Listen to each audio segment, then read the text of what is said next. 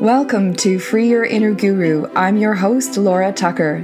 Today I want to share one of my biggest life lessons with you. Sometimes we doubt ourselves and look outwards for our answers, but your inner voice is the only authority you will ever need.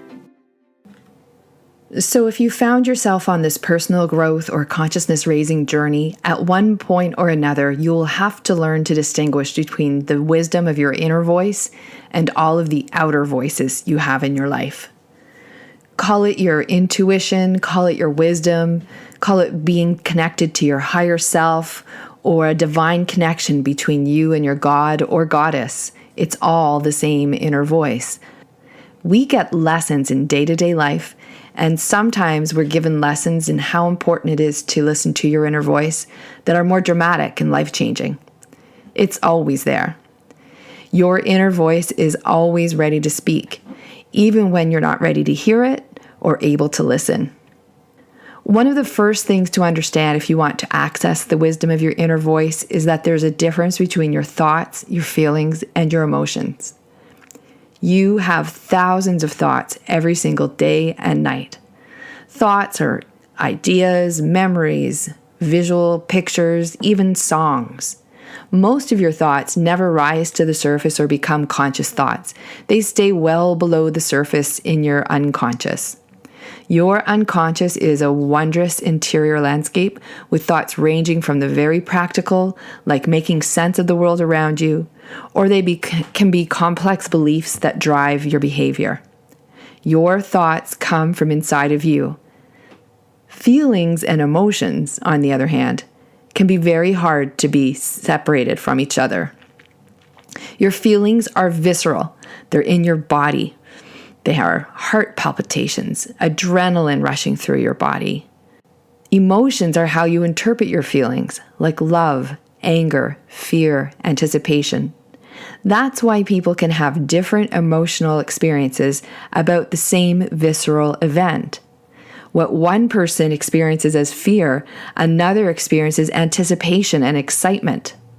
And somewhere in all of that, your inner voice is communicating to you. And things get even more complicated. Some of us are highly sensitive to the feelings and emotions of others. We take it all in and experience it as our own. So how do you cut through all that inner activity and determine when your inner voice is communicating to you? It can be hard because it's not always clear. It's like tuning into a radio station, but there's all kinds of other signals on the same frequency. Here's something that has helped me tune in with more clarity. First of all, my experience has been that it's a continual process and that it's worth the effort to learn how to listen. It's about accessing a different kind of feeling by asking yourself questions. Questions like, is this good for me? Or is this harder than it should be or could be? And I'm not talking about, is this requiring a lot of effort? I'm talking about, is it hard? Versus, am I experiencing ease while I do this? The kind that could lead me to feeling like I'm getting into the flow. Above and beyond those questions, which can all be answered by a yes or no, I have found two other questions that have been even more powerful. One is, am I proving myself or trying to justify myself to me or to others? And am I forcing it? Your questions might be different, but my experience has been that if I'm feeling like I'm justifying myself, it's because I'm being judged or I'm judging myself. And that if I'm forcing something, then it's not the right thing for me at the right time.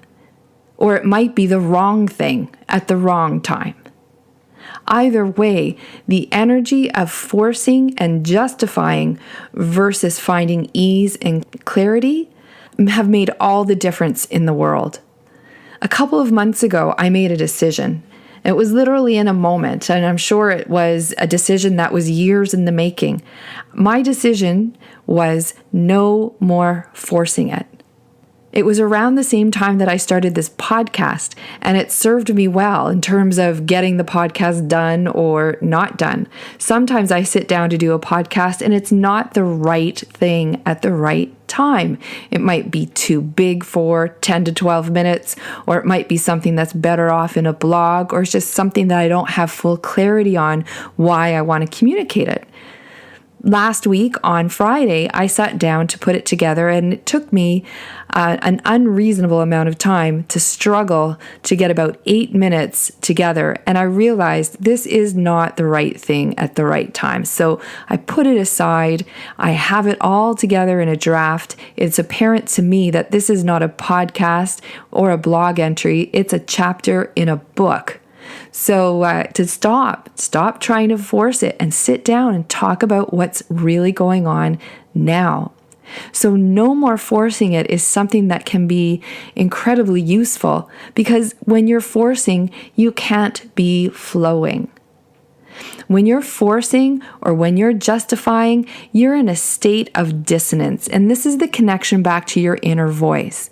When you're in a state of dissonance or cognitive dissonance, it means that you are out of sync or out of harmony. There's actual discord there.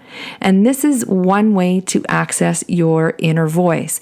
When you are resonating with something, it feels good, it feels right. You might not be able to quite identify it. That is your inner voice communicating to you through your body, your emotions, your feelings, and your thoughts. Versus when you have discord and you're out of alignment with it. This is that continual process of checking in to see, am I in resonance or am I in dissonance? You know when something feels good and right for you, but most of us have been taught to ignore it. The problem is that we were taught not to speak up about what is good and right for you, and when we did or do, we meet with resistance and judgment. Well, this is one of the many reasons that having well-defined values and intentions is important. Letting go of what other people think and defining what your values and intentions are is empowering. Letting go of supposed to and have to and making things happen is equally empowering. You can practice by asking yourself questions. Is this good and right and true for me? Yes or no? Am I in the energy of forcing or proving? Yes or no? Is this thing I'm experiencing as an emotion even mine? Yes or no? Your inner voice is here to serve you and your highest good. It's like a gentle GPS guiding your way.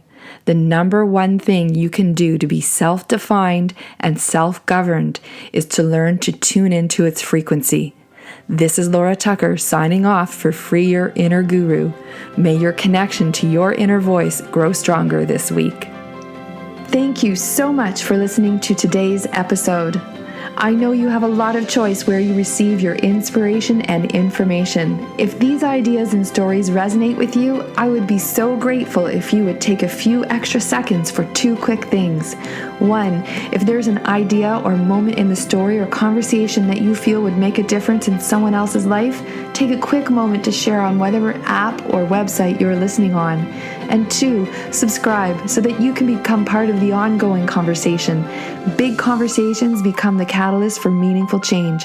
I'm Laura Tucker, signing off for Free Your Inner Guru.